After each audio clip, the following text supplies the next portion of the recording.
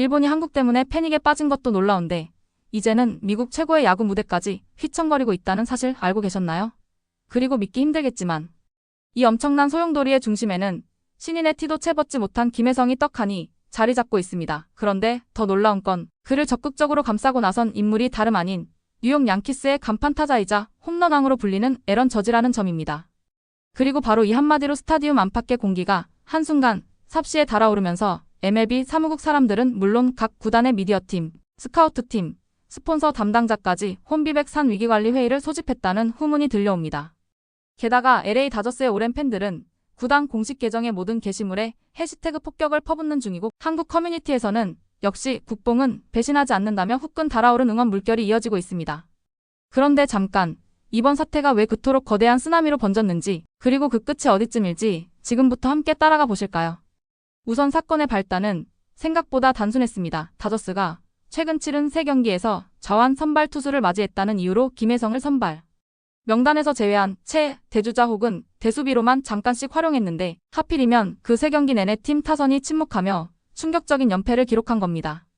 게다가 팬들이 손꼽아 기다리던 일본 원정 경기였기에 현지 일본 언론에서도 큰 이슈가 됐고 다저스의 데이터 야구가 아시아 신인의 길을 꺾는다는 제목의 신랄한 칼럼까지 등장했습니다. 그것만으로도 충분히 화력이 세졌는데 마지막 불씨를 터뜨린 건 바로 에런 저지였습니다. 그는 양키 스타디움에서 보스턴과의 경기 직후 가진 중계 인터뷰에서 김혜성 같은 두뇌형 타자를 벤치에 앉히는 건 이해할 수 없는 결정이라며 이건 명백한 차별이라고 작심 발언을 했습니다. 이 짧은 문장이 중계 마이크를 타고 전 세계로 퍼져나갔고 불과 12시간 만에 트위터에서 저스티스 포김이라는 해시태그가 1000만 조회를 돌파했습니다. 그런데 이쯤에서 누리꾼들은 단순히 깜짝 놀라고 말았을까요? 아니죠. MLB 사무국 내부 문서에서조차 김혜성의 벤치행을 두고 리스크 관리 실패 사례라는 코멘트가 돌았다는 소식이 흘러나오자 분위기는 순식간에 사건에서 대형 스캔들로 옮겨 붙었습니다. 실제로 한 구단 관계자는 익명을 전제로 사무국 고위 인사가 각 팀 매니저들에게 국제시장의 민감도를 고려하라고 말했다는 폭로까지 했습니다. 이어서 로스앤젤레스 인근의 다저스 팬 모임은 경기 당일 플래카드를 들고 나타나 저한 플래툰, 시대착오, 김혜성 선발 이라고 외치는 작은 시위를 벌였고 이를 취재한 지역 방송 앵커는 이 정도 팬 반응은 2017년 월드시리즈 도중에 휴스턴 사인 훔치기 사건 이후 처음 본다고 평가했습니다. 게다가 김혜성의 모교인 서울 잠실모 중학교 야구부 코치는 전화를 통해 이렇게 밝혔습니다. 혜성이가 중학교 시절부터 왼손 투수공을 잡아당기는 능력이 특출났어요.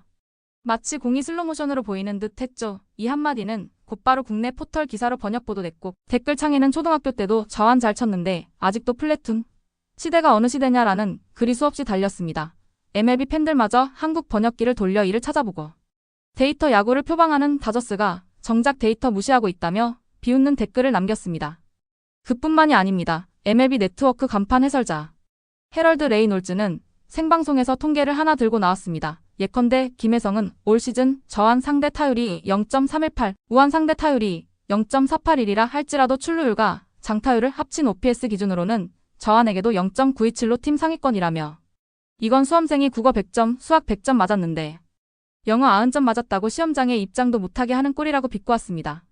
그럼에도 데이브 로버츠 감독은 기자회견에서 우리는 매 경기마다 최선의 매치업을 찾는다고 짧게 답했는데 이 역시 불에 기름을 붓는 꼴이었습니다. 왜냐하면 불과 그 자리에서 다저스 담당 기자가 쓴 기사 제목이 매치업, 팬들은 이미 해답을 알고 있다였기 때문입니다.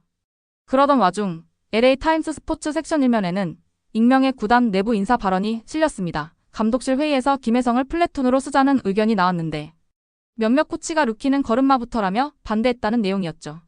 이 보도가 나가자마자 베테랑 레전드 채널 훌리오 유리베 TV에서 전직 다저스 외야수 출신 패널이 그 코치들 사고방식이 예전과 똑같다. 백일 라틴 선배 이름은 무조건 신뢰하고 아시아 신인이면 검증이라는 명분으로 벤치에 세운다고 폭탄 발언을 하면서 논란은 더욱 거세졌습니다.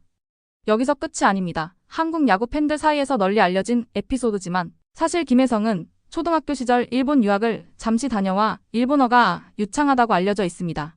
그래서 다저스와 샌프란시스코가 도쿄 개막전을 논의할 때 통역 없이도 구단 프런트와 일본 측 협력사 사이를 오가며 비공식 통역을 맡았다는 후일담이 나오면서 구단을 위해 헌신하던 선수를 벤치에만 두다니 배은망덕이라는 비난이 일었습니다.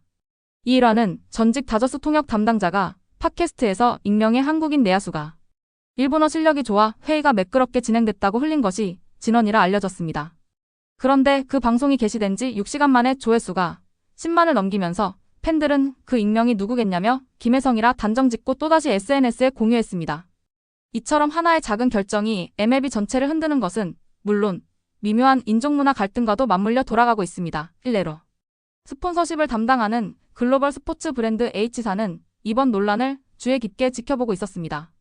왜냐하면 H사는 지난 겨울 김혜성과 장기 후원 계약을 검토하던 중 출전 시간 부족을 이유로 최종 서명을 보류했는데 이번 사태가 터지자 오히려 김혜성을 지지하는 캠페인을 내세워 MZ세대 소비자에게 어필할 기회라는 내부 보고서가 돌았다는 이야기가 흘러나왔기 때문입니다. 실제로 H사는 사내 메신저에 만약 다저스가 계속 벤치에 두면 그를 포함한 새 광고 콘셉트를 검토할 것이라는 공지까지 띄었다는 증언이 직원 익명 앱에 올라왔습니다. 이 글은 한국 커뮤니티 번역 계정을 통해 또다시 확산됐고 팬들은 이왕이면 국산 브랜드랑 계약했으면이라는 댓글도 남겼습니다. 그 사이 MLB 사무국은 여론 진화에 나섰습니다. 홍보 담당 부사장은 공식 브리핑에서 리그는 선수 출전 관리에 개입하지 않는다면서도 인종과 출신, 국가를 이유로 한 차별 행위를 묵과하지 않는다고 덧붙였습니다. 언뜻 보면 원론적 답변이지만 정작 기자들 질문은 김혜성 개인의 성적 대비 기용 문제에 초점이 맞춰져 있었고 이에 대한 명확한 해명은 없었습니다. 그러다 보니 팬들은 결국 공은 다저스 구단에 있다며 분노의 화살을 로버츠 감독과 프런트로 돌리기 시작했습니다. 흥미로운 건 다저스 라커룸 내부에서도 균열이 생기는 조짐이 감지됐다는 점입니다. 야후 스포츠 칼럼니스트 티모시 박은 관계자 발언을 인용해 일부 베테랑 내야수가 젊은 선수들과 대화하며 김혜성은 매 경기 나서야 팀이 흥이 돈다는 말을 했다고 전했습니다. 또한 다저스 투수진의 핵심일 리버 A 선수는 경기 후 인터뷰에서 출루머신을 벤치에 두면 우리가 리드를 안겨줄 기회도 생략되는 것이라며 에둘러 팀 전략을 비판했습니다. 물론 A 선수가 누구인지는 밝히지 않았지만 팬들은 왼손 강속구 투수비라며 추측했고 그 이름이 며칠간 레딧 상위권에 오르기도 했습니다. 그리고 다시 에런 저지 얘기로 돌아가 보겠습니다. 저지는 흔히 말수가 적은 리더로 알려져 있는데 그가 이렇게 강한 어조로 타 팀 내부 문제를 지적한 사례는 극히 드뭅니다.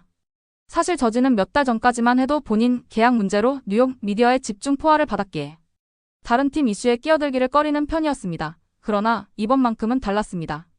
왜냐하면 저지는 개인적으로 정당한 기회의 가치를 누구보다 절실히 깨달은 사연이 있기 때문입니다. 그의 대학 시절 첫 해 팀 내에서 거구라서 유연성 부족이라는 꼬리표가 붙어 주전 외야 자리를 동급생에게 내줘야 했는데 당시 감독이 빅리그 가려면 유리 같은 벤치를 견뎌라고 일침을 놓았다고 합니다. 그래서 저지는 벤치를 견디는 것도 실력이라는 말을 자주 인용하지만 동시에 실력이 충분하면 기회를 줘야 한다는 신념도 갖고 있습니다. 결국 저지가 김혜성을 향해 던진 말은 과거 자신의 경험이 투영된 거울 같은 한마디였던 셈입니다.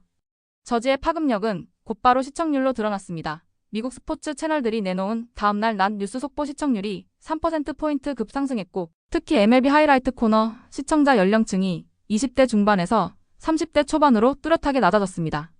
이는 젊은 층이 SNS에서 이슈를 확인하고 곧바로 TV 생중계로 유입됐다는 방증입니다. 한 방송사 PD는 요즘 젊은이들은 긴 비디오보다 숏폼을 선호하지만 인권 문제나 공정성 이슈가 결합되면 정규 방송도 다시 찾는다며 김혜성과 저지 두 인물이 교차로 언급되자마자 폭발적인 화제성을 보여줬다고 분석했습니다. 그렇다면 당사자인 김혜성은 어떤 반응을 보였을까요? 그는 평소처럼 침묵을 유지했습니다.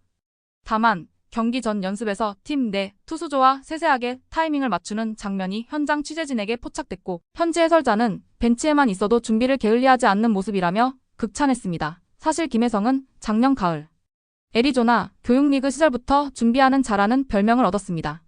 하루는 마이너 구장 불이 꺼진 뒤에도 혼자 기계로 변화구를 받아치며 어둠 속에서 배트 소리를 울렸다는데 그때 투수 코치가 도저히 안 되겠다고 불을 다시 켜줬다는 뒷얘기가 전해집니다. 이런 태도가 팬들에게 알려지면서 기회를 안 주면 스스로 만들어낸다는 이미지를 더해주었고 이번 사태와 맞물려 그의 성실함은 더 빛나고 있습니다. 한편 한국 언론은 이번 논란을 제2의 449 폭풍에 비유했습니다. 2006년 박찬호가 매치 유니폼을 입은 첫 경기에서 만루 홈런을 맞고도 다음날 바로 기회를 받아 제기포를 던졌던 일화가 회자되며 믿음이 선수 잠재력을 얼마나 바꾸는지에 초점을 맞추는 분석이 이어졌습니다.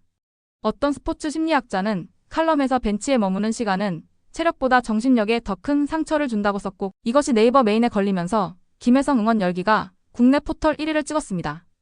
게다가 한국 정치권까지 가세했습니다. 모 의원은 국회 문화체육관광위원회 전체회의에서 대한민국 스포츠 인재가 해외에서 부당한 대우를 받는다면 정부 차원의 외교 지원이 필요하다고 발언해 외신이 이를 의미심장한 한 줄로 인용하기도 했습니다. 물론 외교부는 개별 구단의 선수 기용 문제는 민간 영역이라며 확대 해석을 경계했지만 이미 파장은 충분했습니다.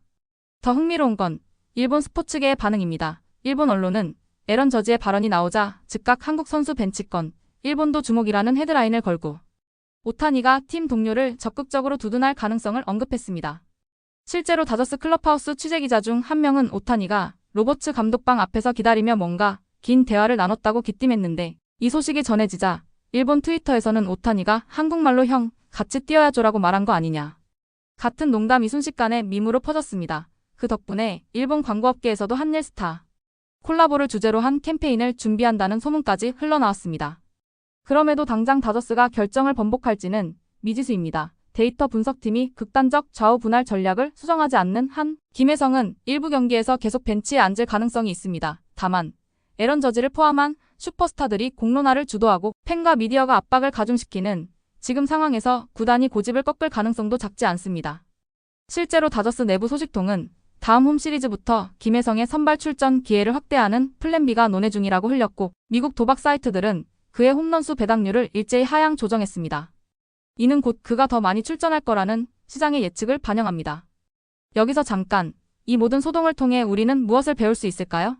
첫째, 글로벌 리그에서 공정은 단순한 미덕이 아니라 비즈니스의 기본 조건이라는 사실입니다. 만약 팬과 스폰서가 차별이라는 단어에 반응에 등을 돌린다면 그 피해는 구단과 리그 전체 수익 구조에 직격탄이 됩니다. 둘째, 한 명의 스타 플레이어 목소리가 만들어내는 사회적 울림이 생각보다 크다는 점입니다. 에런 저지의 한마디가 불씨가 되어 대륙을 넘어 아시아까지 휩쓰는데 불과 몇 시간이 걸리지 않았으니까요. 셋째, 선수 개인의 준비와 성실함이 위기 때 얼마나 위로와 신뢰를 주는지 새삼 깨닫게 됩니다. 김혜성은 불만을 털어놓기보다 묵묵히 배트를 휘두르며 자신의 존재감을 증명하고 있습니다. 이 모습이야말로 팬들이 열광하는 이유이며 리그가 돌아가는 힘의 원천이겠죠. 이제 남은 건 다저스의 결단과 MLB의 방향성입니다. 과연 구단은 최선의 매치업이라는 명분 뒤에 숨을지 아니면 시대 흐름에 맞춰 변화를 수용할지 멀지 않은 미래에 답이 나오겠죠. 그리고 김혜성은 그 답이 나오기 전에도 틈만 주어지면 자신의 방망이로 모든 논란을 잠재워버릴 준비가 되어 있습니다. 오늘도 그는 그라운드에 나서기 전 글러브를 끼고 스파이크 끈을 묶으며 중얼거렸다고 합니다. 기회는 오는 게 아니라 잡는 것이다 라고요. 시청자 여러분, 오늘 저와 함께 미국 야구계를 뒤흔든 이 놀라운 스토리를 끝까지 들어주셔서 정말 감사합니다. 그리고 다음 이야기에서는 과연 다저스가 어떤 결정을 내리고 에런 저지와 김혜성 그리고 신흥 강자들이 엮이는 또 다른 드라마가 펼쳐질지 심층적으로 파헤쳐 보겠습니다. 재밌게 보셨다면 구독과 좋아요, 알림 설정 부탁드립니다.